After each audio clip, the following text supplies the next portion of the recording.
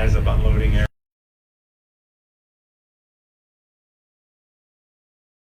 because we're seeing more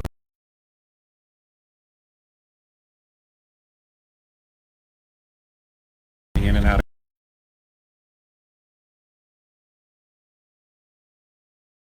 of policy.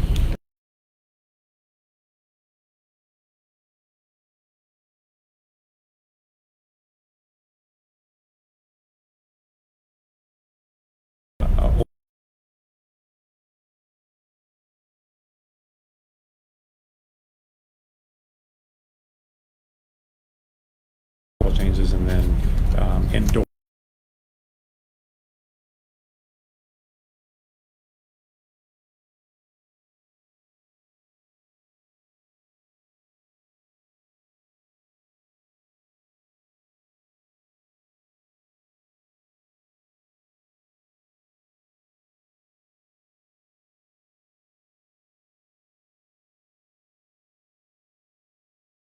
Sure what the, I mean,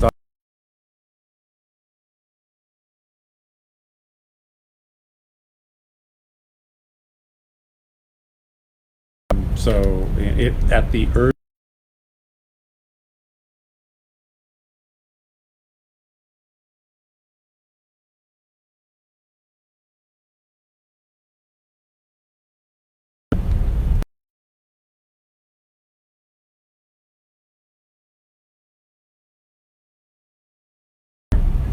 Other examples.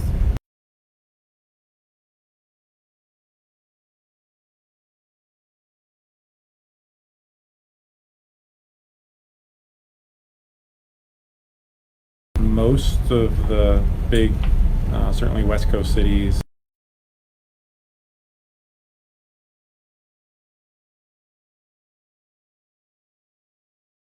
increase public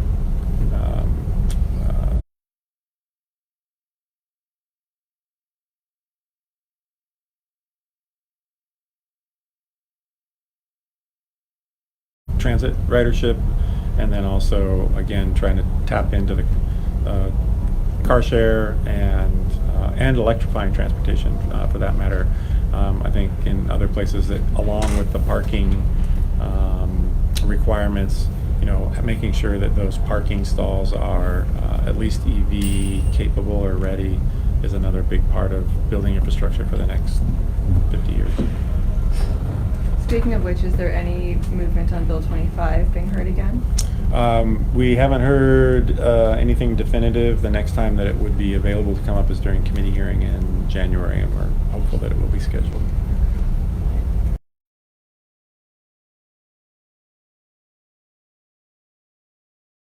What you were saying earlier, from the purely architectural perspective, parking structures are interesting because they're somewhat archaic, if you will, because the way we commute or just move around is changing quite rapidly right now. So what does the car of the future look like, and how is it owned and who owns it? So that's kind of interesting. And like you point out, the requirements for like an apartment to have X number of parking stalls, that is changing rapidly. So on the architectural side, it is kind of fun to look at parking structures and determine, okay, what can we make out of those structures? So there is, I think some interesting stuff on that too. Yeah, I know. So a couple more elements that I know are contained in the amendments. One is making sure that the parking for buildings, if there is going to be parking, is set in the back of the building rather than in the front. So trying to make sure that the street fronts are active and utilized and accessible as opposed to being set way back with the parking in the front. And then also looking at, if there are parking structures, making sure that they're wrapped so that there is at least some element of retail or commercial or residential around the outside of, and the parking structures are contained within, again, activating, making sure that there's live, work, play opportunities in areas and not just wholly signing over, structures just to parking. Because we know, especially the ones that are angled, when you build parking structures on an angle, it's almost impossible to retrofit them and make them into anything useful when, the parking is going by the wayside, whereas if they're level decks, at least you can retrofit them and do something. And I think with the rise of likely autonomous vehicles in the not too distant future, you have a whole different paradigm where, parking could be way off-site and outside of urban areas, and they're just coming in to come shuttle people back and forth. So, interesting times.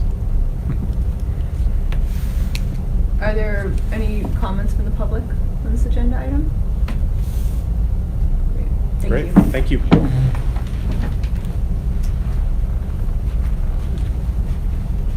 Oh, actually, Director Stambro, sorry.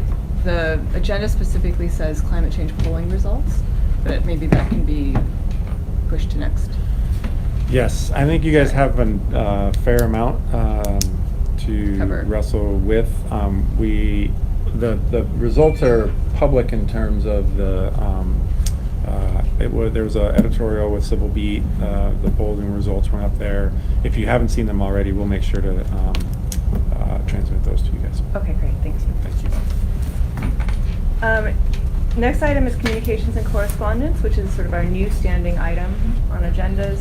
I did receive follow-up communication from Mr. Grant Yoshimori, who came and spoke to us at our last meeting. He is sort of following up in the question of, will we take action on the request regarding the cemetery and the conservation zoned land. My view is, I think it's an important issue, but I don't see the clear area of jurisdiction, and I would again encourage him to take this to the State Climate Change Commission. I agree. Nope, I agree. Okay. All right. Next item. Oh, is there any public testimony on this agenda item before we move on? Next item is discussion action on the shoreline setback guidance and white paper.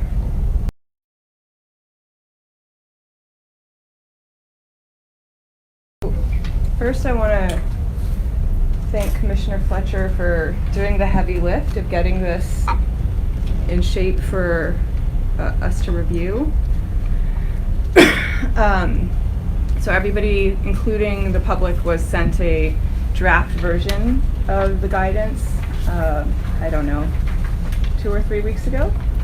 And our purpose of agendizing so early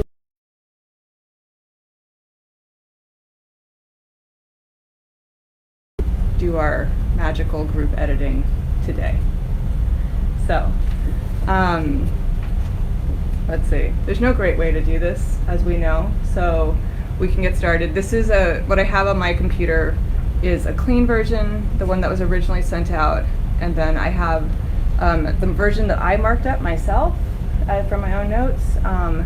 And maybe to summarize the way that I went through reading it was I did a lot of sort of reorganization of content. A lot of the content I think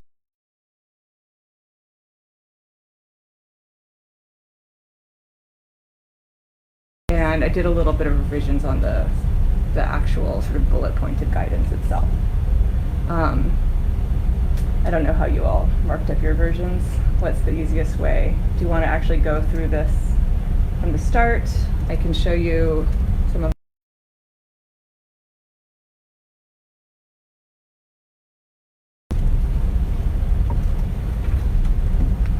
Do we want to have a finished product by the end of today? So then it might be best to just work off what you have already. Okay. I mean, these are my edits, so I'm comfortable with that, but want to make sure that everybody is. I mean, I can't read this no matter what. And Courtney, correct me if I'm wrong, but my understanding, because we want to be able to take action on this today, my understanding is that we can vote on a version that is largely finished with the ideas all there, but might need some further sort of text editing or fixing of citations and things like that. We can do that later. The clerical kind of Fixes that we can identify. Okay. So we shouldn't edit for those things today. We should edit for content and kind of the flow of ideas.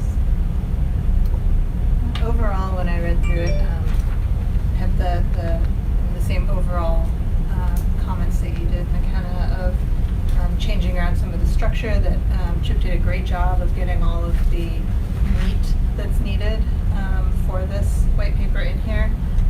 And I think that the overall principles, for the most part, the 8 recommendations at the top, with a little bit of tweaking, those look great. My biggest concerns are editing so that the climate indicators in Part 2, the sea level rise and coastal hazards, each relate to the changes that we are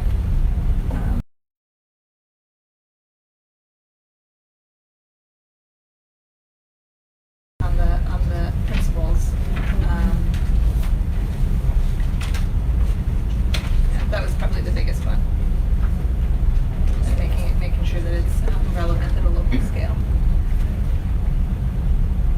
Rosie, do you have any sort of like overarching?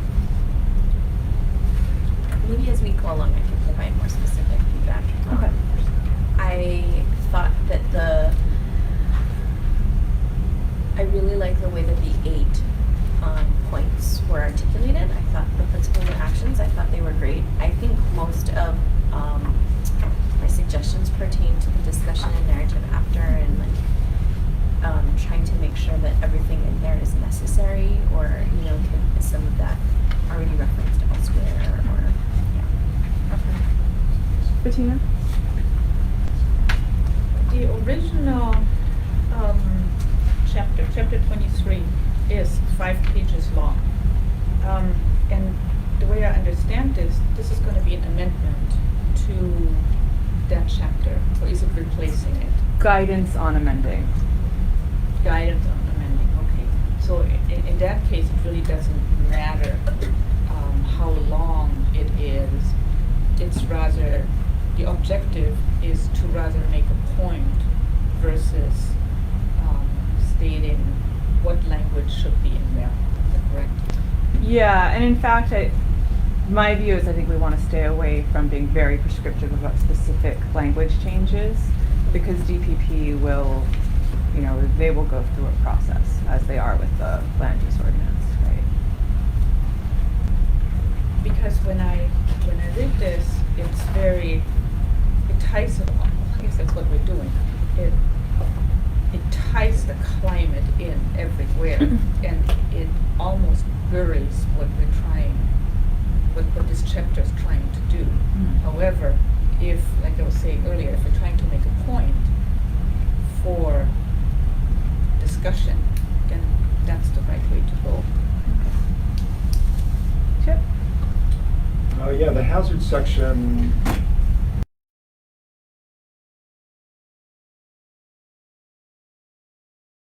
Hurricane, coastal erosion, all that stuff is going to be worse with sea level rise, and it establishes sea level rise. And I didn't want to just make those statements and assume everybody's going to trust us. So as usual, tons of references, trying to create a record of the peer-reviewed literature that can be pointed to when someone perhaps in the future pushes back on changes to the setback law.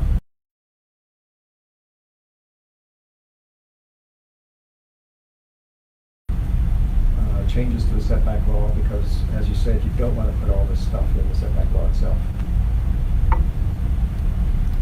So we already did we passed the climate change brief earlier. Can't a lot of this just be linked to the climate change brief? And of course there's some new science in a lot of the cases, but I printed that out as well, just because I was kind of cross-referencing to see what was there and what was not. Some of the information is there, and some of it's different, and some of it I don't think is relevant. So that's a choice. took the side of, this is this thing, let's support it all the way. It wasn't the point of the climate change brief that like, here is our set that we are, this is. Yeah, but that's already out of date. But a lot of this is either the same or like it's different information that's not. But we can. I mean, if you want to go through and, compare what's in the brief versus what's in this, and where there's a duplication, get rid of it here, that's fine. I mean, I feel like a lot of it could just be like, refer to local impact section in climate change briefs. Refer to, extreme section in climate change brief. But there's nothing. I don't think I could go through it. Yeah, I mean, that's a choice. This is a year older or more than the climate change brief, and so at what point do we stop doing that? 10 years from now, do we no longer refer to the climate change brief? 5 years from now? Or do we just use these as continuous opportunities to update the library of white papers that we are producing? That's the approach I took. Or we update the climate change brief when we go back to it. You could. That would be my suggestion. So, okay, so why don't we start with the recommendations? Because that's kind of the core of this, right? And then we can kind of think about these pathway options for what we want to do with the materials but in the version that I've marked up here, and we can start with the clean version and I'll kind of go, I don't know what the best way to do this is. But in the version I started here, I keep that background section, and I've just done a lot of rearranging of it for the most part.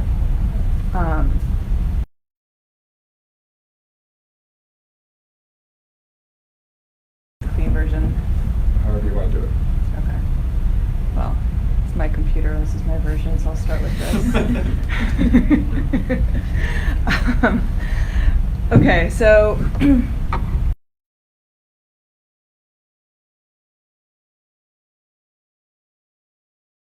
are just making consistent the once we say city, we're always going to refer to it as city. Once we say commission, we're always going to refer to it as commission. Just once in abbreviations there. So a lot of that is just that. I changed the language. Sorry, you can't see my edits, and I don't think for my eyesight or Bettina's sake I should make that any smaller. So.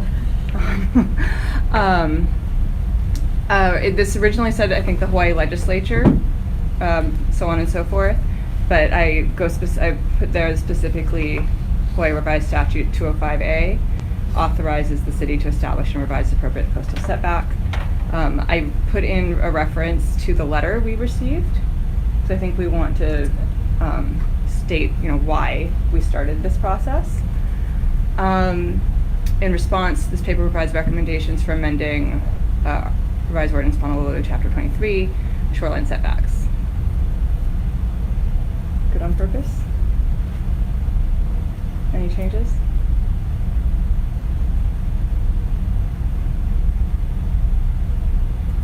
Can't remember what this was originally called. Principles and actions. I just changed it to recommendations, and this could be guidance. I just thought we should make it something kind of more in line with our task.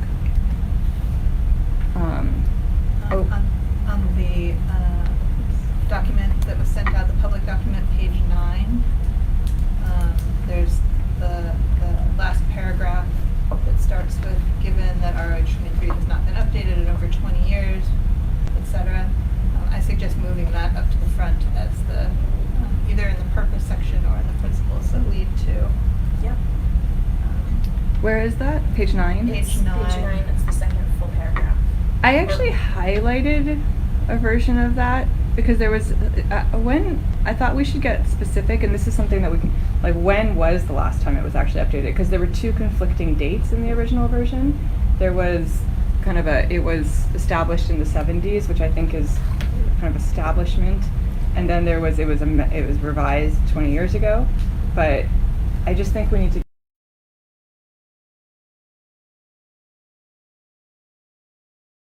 revised, and I couldn't find it on a city website. 20 years is not an accurate statement. It was my memory. Right. Okay, so,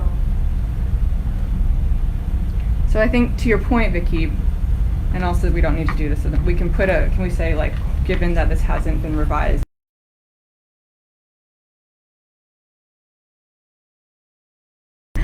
okay, so here, let's see.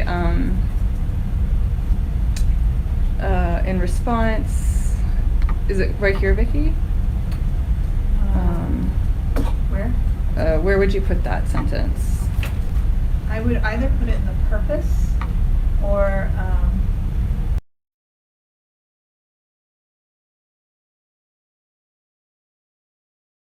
does not reflect a modern understanding of risk. The commission recommends that it be updated.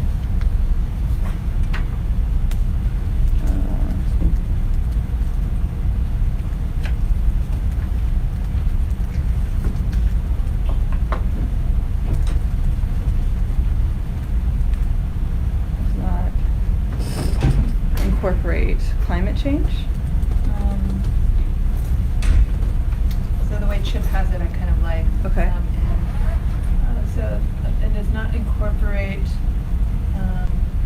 about a current understanding of the physical and financial risks associated with sea level rise on coastal communities. Of the physical. Physical and financial risks So- associated with sea level rise.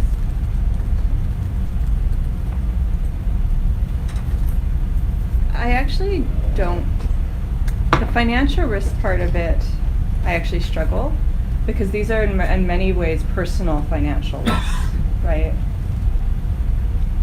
I don't know.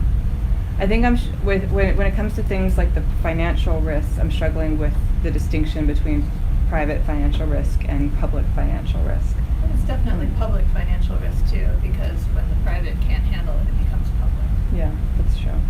Okay. Of the physical and financial. Comma, the commission recommends.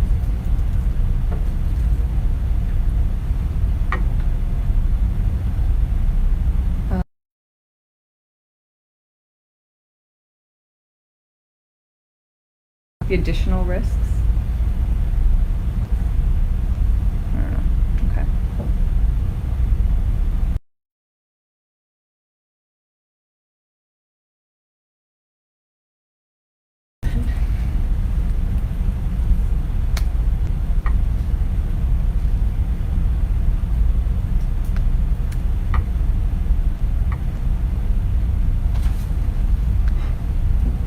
Kind of like that better. Okay. So one thing I did here, and however people want to move forward, is I took out what was originally the first bullet point, and instead added this section of being consistent with the science of climate change and its interactions in the starting paragraph. And the reason was I thought that that first bullet point recommendation really embodied everything that the paper is, rather than being a specific recommendation. Yeah, I had actually recommended getting rid of one and moving it into the opening paragraph, so that's consistent with what I had thought too. Okay. You guys okay with that?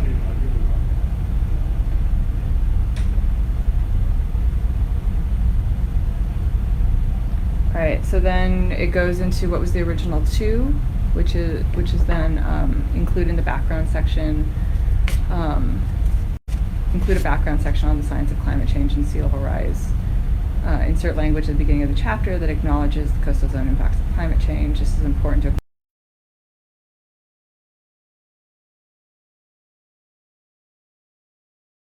and recognition of climate change science.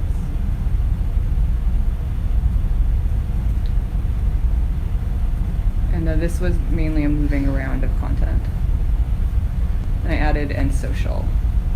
so what's the difference between acknowledging the science of climate change and inserting a background section? Only asking because that's kind of redundant with the first sentence, which is insert language at the beginning. Yeah, it is. But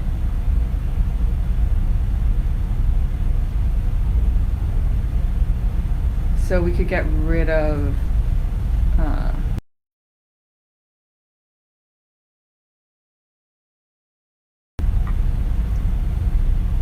Okay. people okay with that?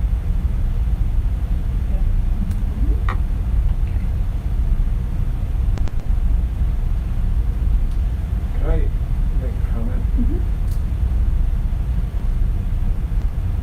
If you approach this from the point of view of being an efficient bit of writing, be careful that you don't disarm it. Because there's going to be a large public outreach component when they do finish edits. So there's going to be a lot of pushback. I've been through this once before on Maui. And now that you've taken out the first bullet that said, Sure. Right here.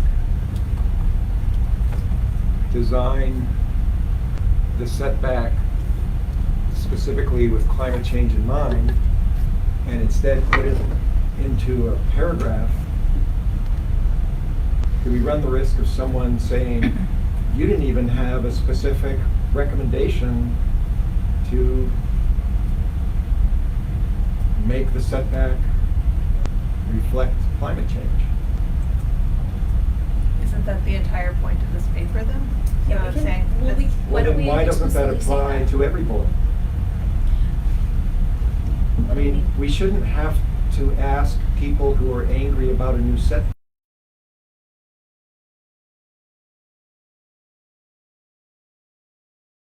clear language. Yes, it's probably going to be somewhat redundant and inefficient. But by laying it out, it's there for all of us and DPP and everybody in the city and county to point to and say, look, that's what the commission said, right there, point number one, point number two.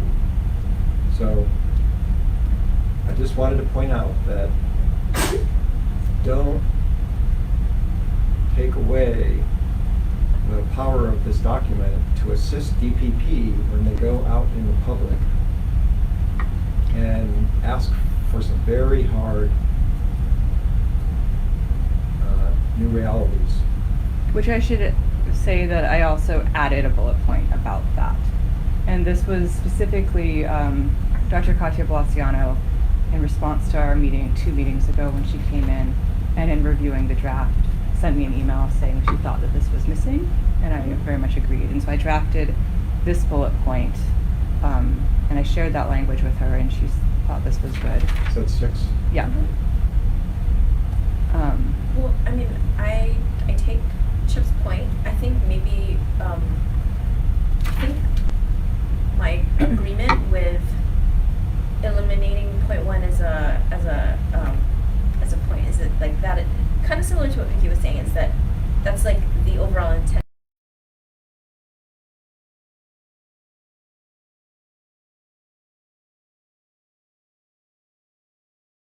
Intention of all of these recommendations is to recommend, you know, like at the basis, our fundamental suggestion is to design, we recommend that ROH 2.3 be consistent with and reflect learning in a continual and adaptive manner in the science of climate change.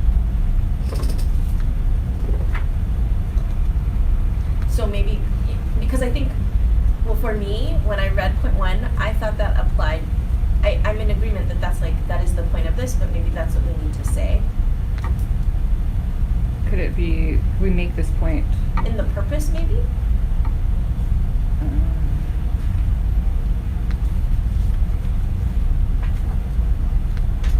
Provides recommendations for revising to be consistent.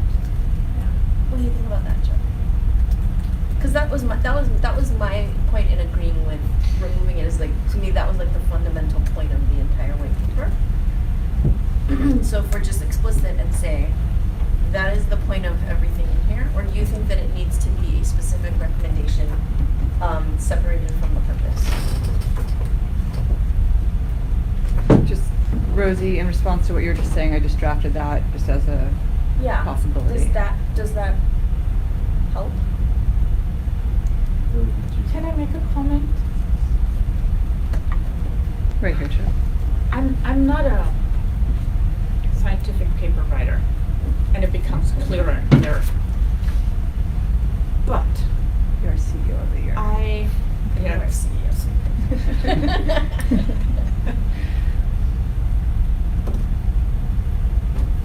I shared this document with a number of people, and they're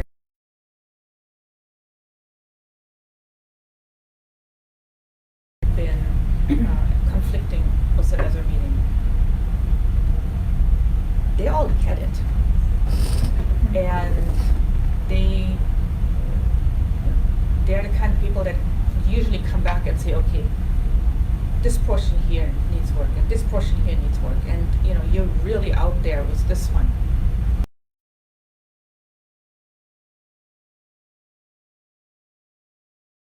Right into the minute, and that's the reason for my first comment. Where are we taking this? If this is just guidance.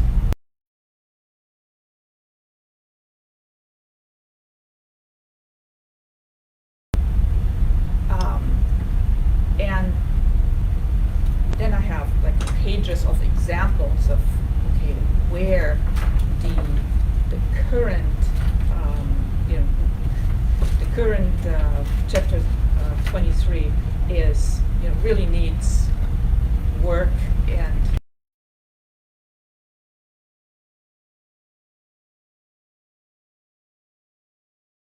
okay, we need help. What's the next step? But that's also not what we're doing here. So I think if this is just supposed to be clear, and I think that's your point, clear guidance to the department to update their current rules, then isn't it good as it is? Because we're fine, we're super fine tuning, and I think this might get lost. Then you have the CEO.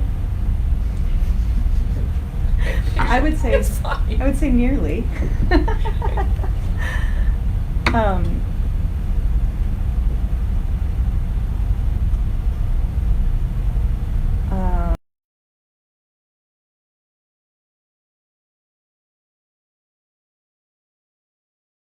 Have very constructive feedback, and every single one came back and said, you know what, this is great, and they already took they then took the next step.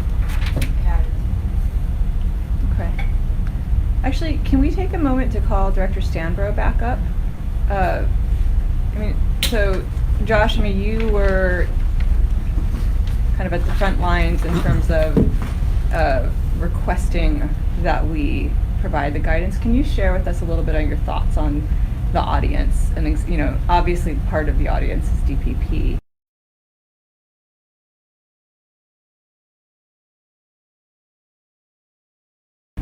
And how will it be used? Well, I think look back to what you've done in the past, right? So previously you put out a guidance document, and I would actually call these guidance document or recommendation document as opposed to white paper. White papers tend to be sort of in-house think pieces, and I think from official commission, this should be a recommendation,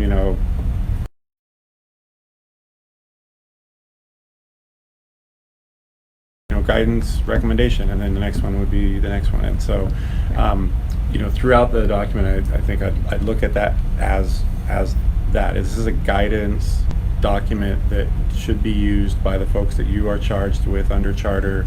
That's the mayor, that is the council members, and that is the department directors, including the Department of Planning and Permitting, to use this for everything that they do, right? And so This one is particularly focused to, to DPP and the update of a specific section. And so I think that that is your audience. The mayor has asked for recommendations. You have done a good job, I think, of putting up, here are the top, this is the short and sweet synopsis of 8 things that we would like to see as a commission embodied in the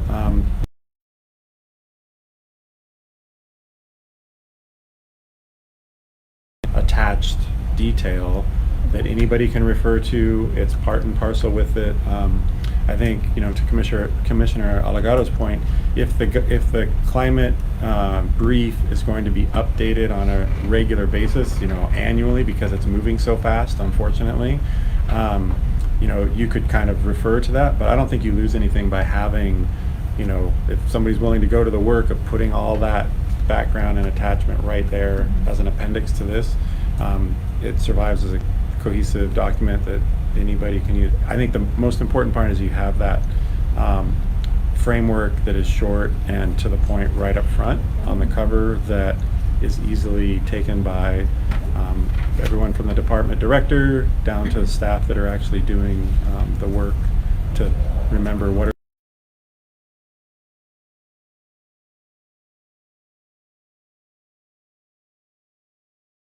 Make clear that, just as you said, that this is focused for DPP. It kind of narrows and clarifies.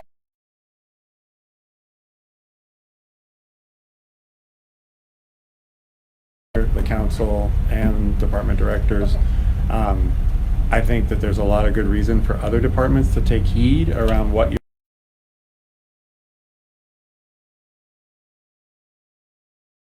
that's in a policy around shoreline setbacks, or whether that's in where you're citing. Obviously, the setback new ordinance will go to eventually, once it emerges.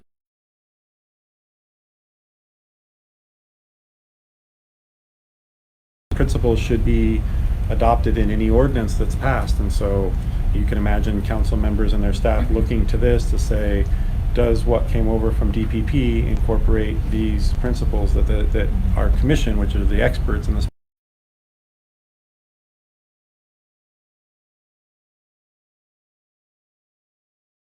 early, I think you'd want to narrow it. Your audience is always the same. It's always the sort of the leaders in the administration and the council for the island that you're seeking to offer this guidance in this official document. I would just add too, I think there was some debate around the date. I think the last major changes to this was in 2010. So it's... Which has not been substantially updated since 2010. Yeah, I think that's right. Can I add something to this? I'm going to stop asking. I'm just going to add. I like what you said.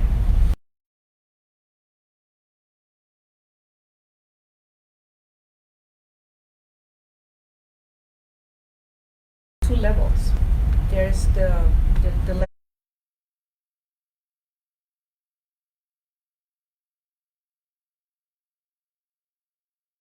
level that's very broad, which I think we have here.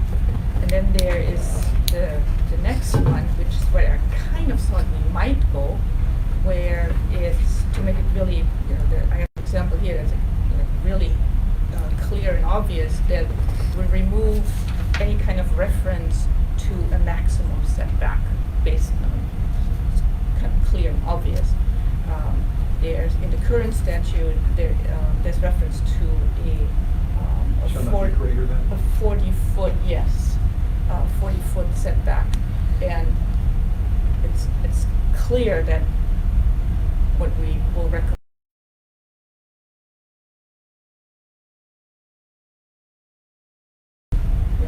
My question was, do we want to go there?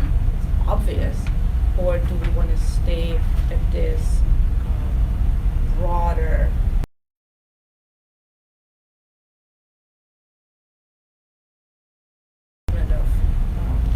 Planning and permitting, the experts, and that's what they do, to come up with the actual language. I don't know, I think there's a little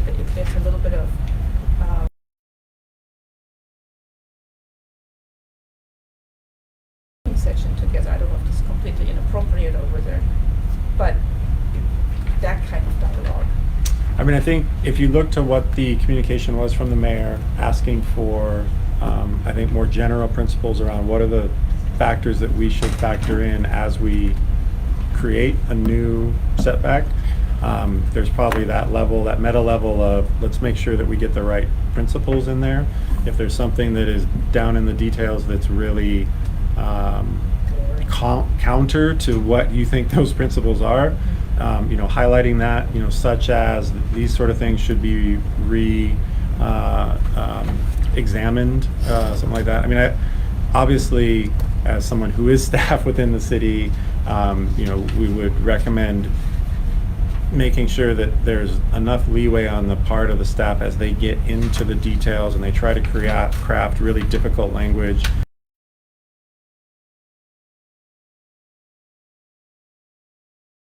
In terms of here's our proposed ordinance, and at that time you'll have much more specific language in front of you at that time that you can say, hey, why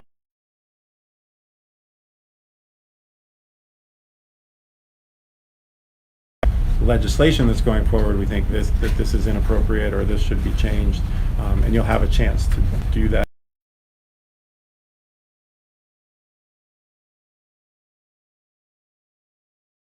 Putting that back, obviously, you're a commission, you get to advise however you see fit. Just use your discretion, just like a board would do.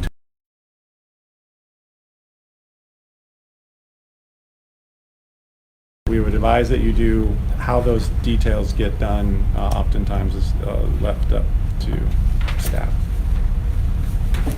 And then also, I think there's the question of sort of resources, right, available.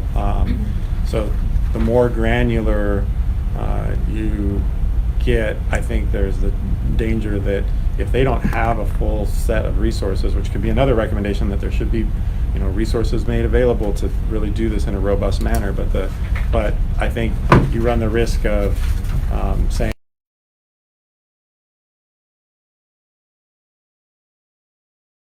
and it sets up a difficult position.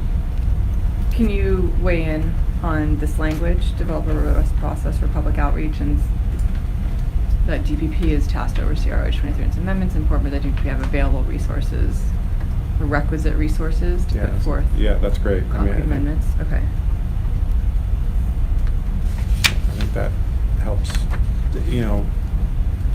It helps that the commission sees this as an important and priority that resource.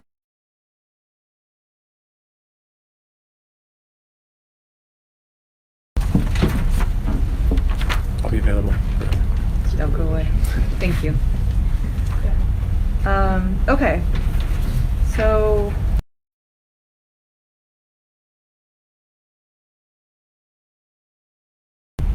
putting basically what was that first bullet point straight into the purpose.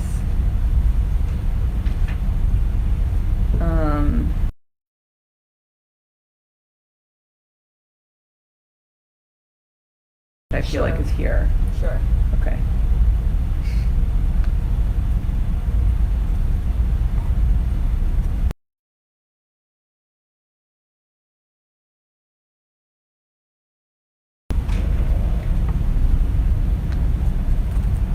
All right. Include a background section.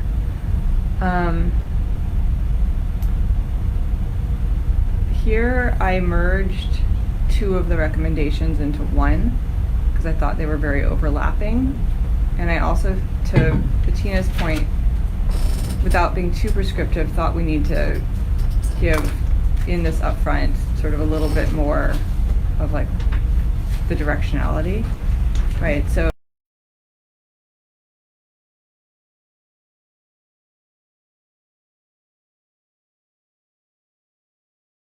to me, those are kind of really related. Maybe I'm mixing the two.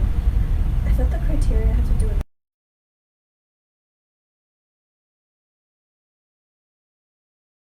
They both have to do with the no-build zone, right? So we I wanted thought to, they were different. where it says no build zone, we need to remove that. Where is that, Chip? The number 4, you mean, where it says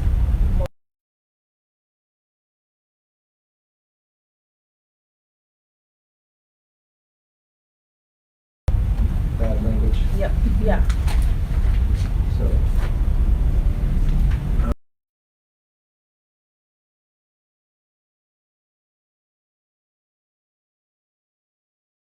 Regime, and then utilize multiple criteria to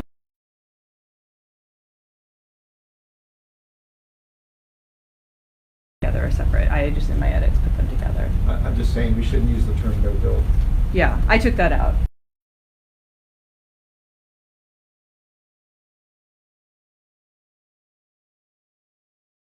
Just the thing I had edited down together.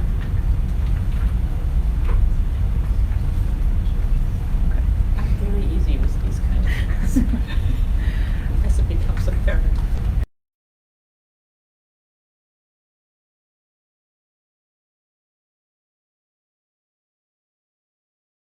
So design a play-space setback regime using multiple criteria. The current shoreline setback of 40 feet is a one-size-fits-all approach. However, some coastal segments are characterized by sandy beaches, critical habitats, and important recreational areas, while others have been previously developed and hardened.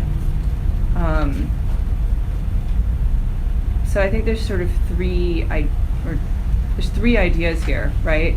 One is to organize parcels by similar ecological and physical characteristics, right, and apply a consistent approach there. One is a second is to have erosion-based setbacks. Those are not the same thing, right? And then the third is to bring in sea level rise, potentially through the red line within the PAC iosphere, right? So those are three very different approaches, and we don't recommend which one necessarily, but there wasn't at all. It was just sort of like have multiple criteria, right? But it wasn't There clear could be what. like a for example and then bullet. I think it would be good to like, because it's just like, you know. Yeah, I think this needs work because I feel like this is actually the meat of it. I didn't do it for, which one are you on? It was the prior 3 and 4.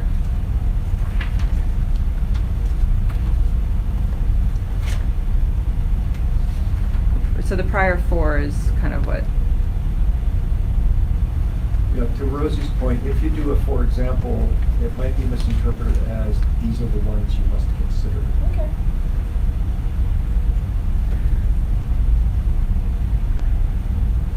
I mean, one thought is to just more clearly call out there are 3 sort of not mutually exclusive.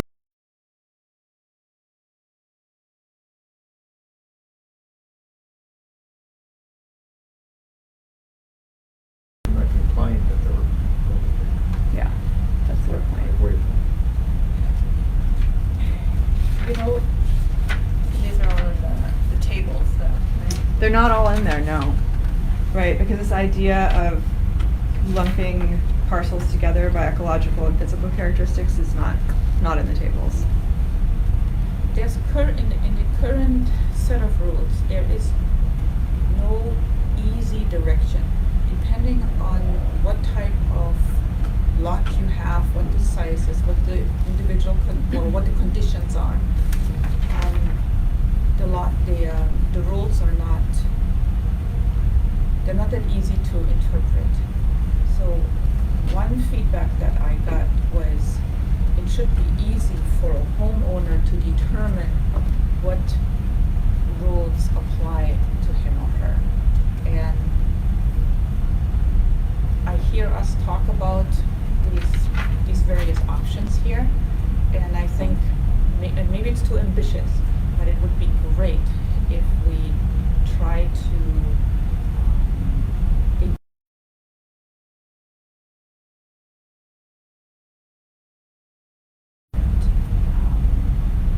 allow a homeowner to get an easy assessment of what applies to them and what doesn't. Because we get a lot of questions, and we shouldn't have to. Is that because of the certified shoreline?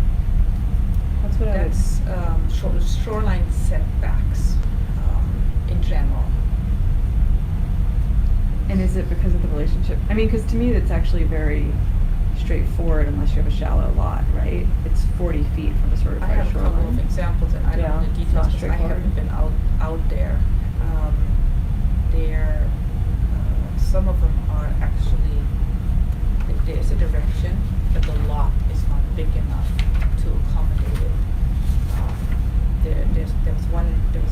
one situation where somebody had a lot and they tried to do minor house renovation, I don't know what it was. They asked there, as is normal when you start renovating a house, you find more and more and more, and suddenly they passed that 50% threshold. So and this is no criticism here, the rules were such that the city had to say, hey, you can't keep your house here now, because they were in the existing, or in the new shoreline setback. But originally it was outside the massive. So the recommendation was move the house back, but the lot was too small. So what do you do in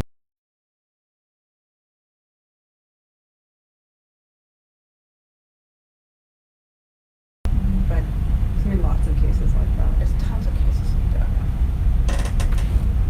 And there's more and more, and I think we will What do see they do? more. Fine them? But you know They what? fine them? Or do they I don't know. require deconstruction of the house? I don't know, and I think this might. Right now, I know of two cases. One is private, and the other one is not. So I don't know. I stay out of that. Okay, I just forgot what I wanted to say. Can I actually suggest that we come back to this one? Only because I think this is kind of the meat of it, and maybe if we talk through the rest of it, this will become more clear. I think it's important to put back the reference to table 1 in there. Okay. So we talked